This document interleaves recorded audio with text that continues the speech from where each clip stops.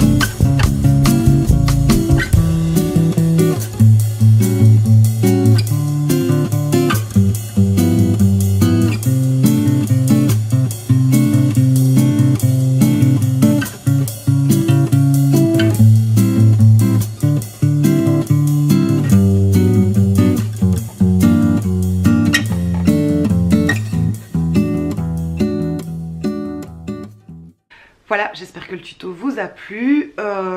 Donc je voulais vous montrer en fait que cette palette est juste magnifique. Mais je ne la conseillerais pas à des débutantes.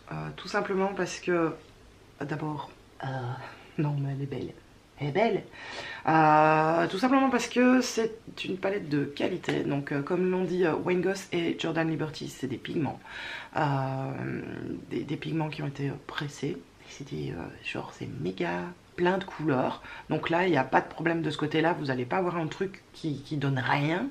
Vous allez avoir un truc qui donne peut-être un peu beaucoup.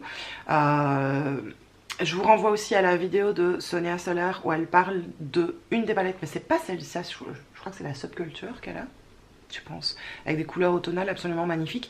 Elle a été déçue des métalliques, elle avait 3 métalliques et le reste c'était des mats.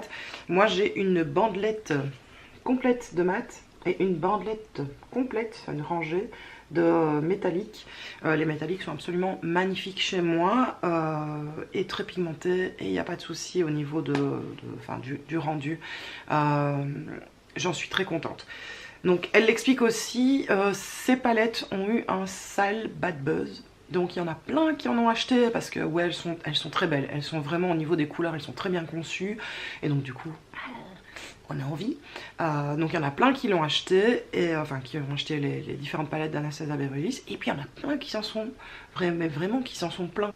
En disant que c'était pas bien pigmenté, que ça se voyait qu'en swatch, qu'on savait pas bien les estomper, que ça donnait mal, que ça donnait bien qu'en swatch et que ça donnait rien sur les yeux. Enfin bon, j'ai vu tout passer. Et alors il y a Jordan Liberty et Wayne Goss qui ont mis un petit peu l'église au milieu du village à ce niveau. Donc c'est deux vrais make-up artistes qui font ça de leur vie et qui gagnent très bien leur vie avec ça.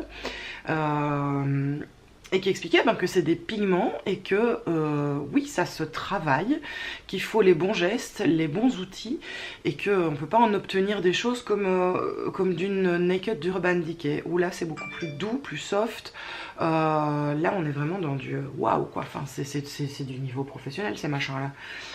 Donc voilà, j'avais envie de vous montrer, si vous voyez bien, si vous avez bien regardé le tuto, vous voyez bien que j'ai pas des gros placards de couleurs, que j'ai réussi à estomper, parce que j'utilise les pinceaux adéquats. Donc comme le dit Sonia, c'est des pinceaux, il faut privilégier les pinceaux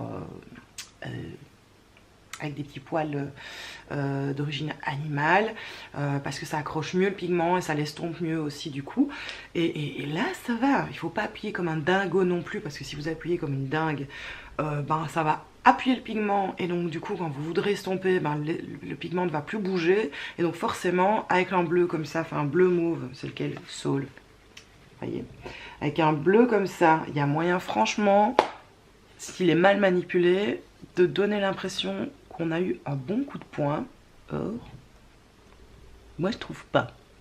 Il est juste magnifique, mais il est travaillé. Ça met forcément un petit peu plus de temps aussi, mais bon, des fois, on n'a rien sans rien, voilà. Donc, moi, je l'adore, je la trouve superbe.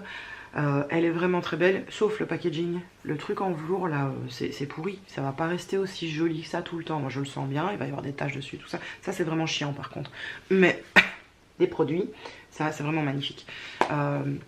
Donc ouais, je la conseillerais à tous ceux qui adorent se maquiller, qui aiment bien créer des dégradés, des contrastes. Là j'ai fait un contraste entre un métallique et un mat.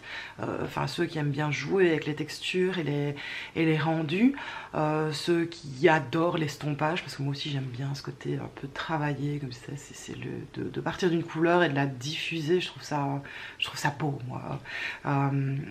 Les plus débutantes qui savent pas encore vraiment estomper et qui n'ont pas des bons pinceaux, donc dans les bons pinceaux, je rappelle, enfin moi j'adore les Zoeva et les MAC. N'y allez pas, prenez pas celle-là. Prenez des Naked où elles sont un peu plus douces, plus faciles à travailler.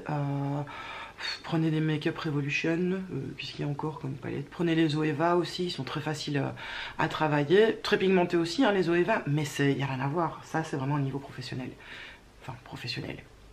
Presque professionnel, parce que je ne m'estime pas professionnel. Mais donc... voilà, moi je l'adore. Très belle palette, très contente de l'avoir. Je sais pas si j'irai sur les autres parce que les teintes me conviennent un petit peu moins. Moi c'est les teintes plus froides qui me conviennent. Et les autres palettes sont plutôt dans des teintes chaudes. Magnifiques. Mais je me tâte. Quoique celle de Sonia a l'air vraiment jolie. Je ne sais pas.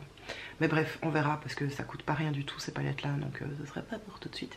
Et voilà, j'espère que le tuto vous a plu, que vous appréciez aussi la revue. Je trouvais qu'elle avait été un peu mise au pilori, la pauvre, celle-là et les autres, de manière très injustifiée.